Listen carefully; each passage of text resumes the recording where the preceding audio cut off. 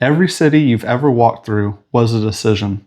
The width of that street, the height of that building, the park on that corner, or the parking lot that replaced it. None of it happened by accident. Someone planned it, or someone failed to, and you're living with the result either way. Today we're going back to the beginning, not to be nostalgic, but because if you want to understand why cities look the way they do right now, you have to understand the decisions that got us here. This is a brief history of city planning, and I promise, it's anything but boring. Let's start around 450 BC, ancient Greece, a man named Hippodamus of Miletus. Hippodamus is widely considered the first urban planner in Western history, and what he did was almost radical in its simplicity.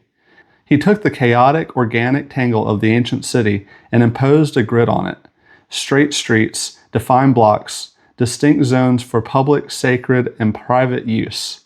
Before this, cities grew organically as people clustered around an area of high economic activity and beneficial geographic conditions. Of course, individual buildings were designed, usually civic or religious buildings, but designing entire cities was not typical.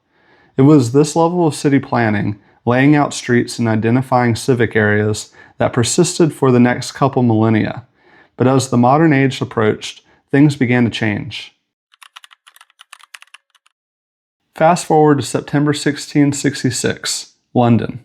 A fire starts in a bakery on Pudding Lane, and over 4 days, it burns through 373 acres of the medieval city. 13,000 homes, St. Paul's Cathedral, gone. It is, by any measure, a catastrophe. But here's where it gets interesting. In the aftermath, King Charles II sees an opportunity. Architects line up with grand plans, the most famous from Christopher Wren, who proposed a completely reimagined city. Wide boulevards, rational blocks, monumental civic spaces. It was on paper brilliant, but it never got built. Why? Because the people who owned the land before the fire still owned it after. Property rights trumped planning ambition, and London was rebuilt, largely along the lines of what was already there. This is one of the most important lessons in planning history, and we keep relearning it. The built environment is incredibly resistant to change, even when you have a blank slate, even after a catastrophic fire. The past has a way of reasserting itself. What London did accomplish? The predecessor of our modern-day zoning and building codes. Stone and brick replaced timber. Minimum street widths were established. Unlike today, regulations on construction for life safety purposes didn't really exist, and this became evident in the catastrophic fires that cities often experienced.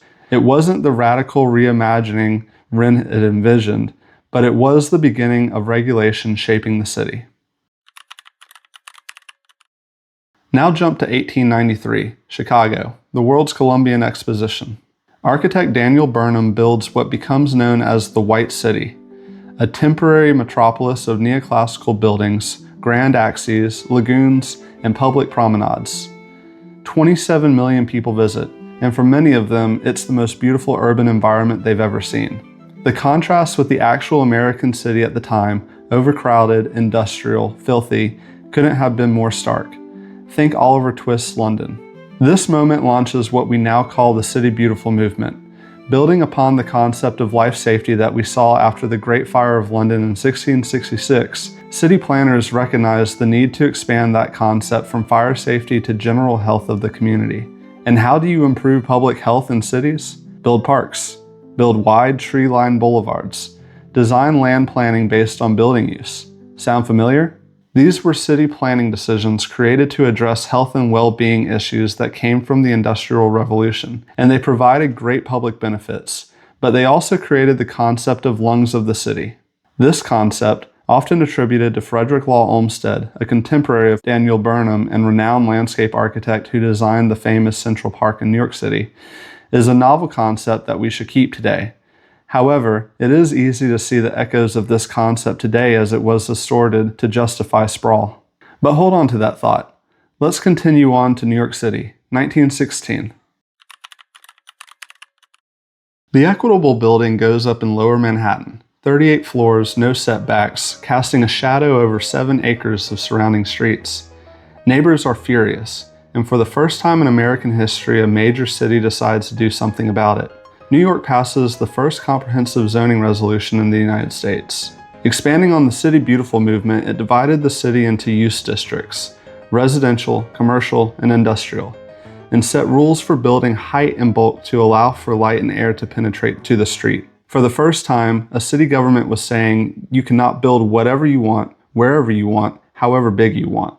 This is a genuinely radical idea, and it works, at least in its basic intent. It gives the city a tool to address life safety and improve public health and welfare.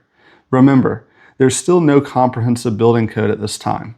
While having the side effect of managing growth, these zoning reforms became the primary tool by which New York was attempting to regulate construction and development in a way that the International Building Code does for us today.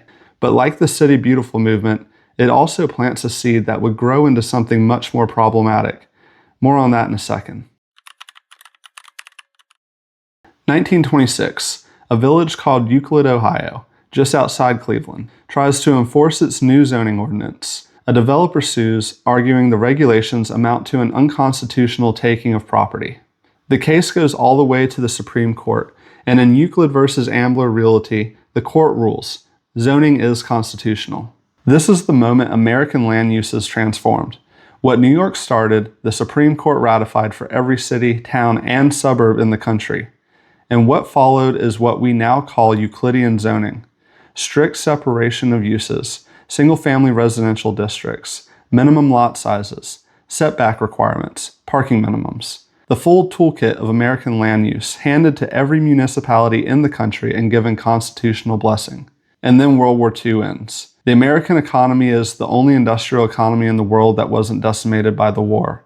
We're wealthy, we're growing fast, the federal highway system is being built, cars are everywhere, and there is an enormous amount of undeveloped land within reasonable distance of every city. In that context, Euclidean zoning and post-war prosperity didn't just coexist. They fused together to produce the suburban landscape that now defines most of America. But here's something that doesn't get said clearly enough. In many places, single-family zoning wasn't just an aesthetic preference for detached houses with yards. It was a mechanism, often explicitly, for keeping certain people out of certain neighborhoods. The history here is ugly. The legal architecture of exclusion was built into the zoning code itself, and anyone serious about planning reform has to reckon with that. So where does that leave us today?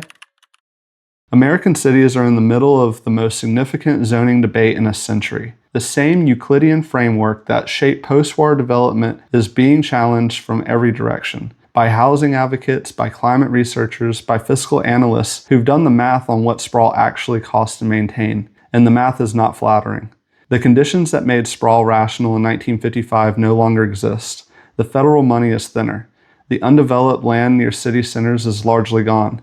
The infrastructure built over the past 70 years is aging, and the property tax revenue from low-density development doesn't come close to covering the cost of maintaining it. We built a system that was subsidized to construct and turns out to be subsidized to keep running, and the bill is coming due. The response to all of this, more density, more mixed use, more housing, isn't without pushback. NIMBYism is real. Neighborhood character arguments are real. Change is hard, and people's attachment to places they live is legitimate. But the economic reality we're facing is also real, and those two things are now colliding. Here's the thread I want you to hold on to. Zoning in America started as a rough substitute for a building code, a tool to prevent fires from spreading, to keep factories out of living rooms, to get light and air to city streets. Over time, it got twisted into something else. Many of the restrictions that still exist in zoning codes today, setbacks, use separations, minimum lot sizes, are addressed perfectly well by the modern building code. They don't need to live in zoning. The reason they're still there often has less to do with safety and more to do with exclusion. That's the argument. And it's one we're going to keep coming back to in this series.